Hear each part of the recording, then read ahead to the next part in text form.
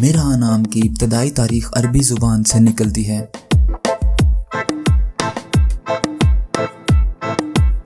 मिरहा एक इस्लामी नाम है।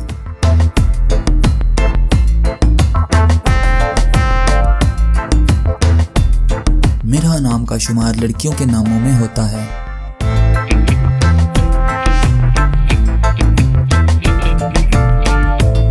मिरहा नाम का मतलब अल्लाह का नूर है।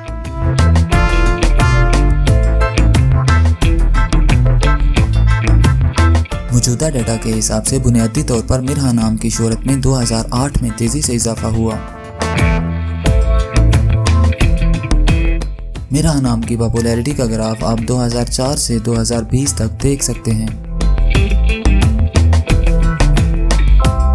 ट्रेंड्स के हिसाब से मिरहा नाम की शोहरत का ग्राफ 2019 में मकबूलियत की इंतहा को छूने लगा।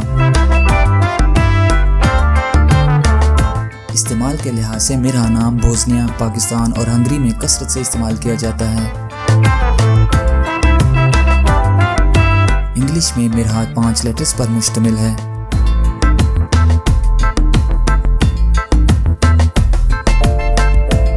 उर्दू में मिरहा 3 हरूफ पर मुश्तमिल है।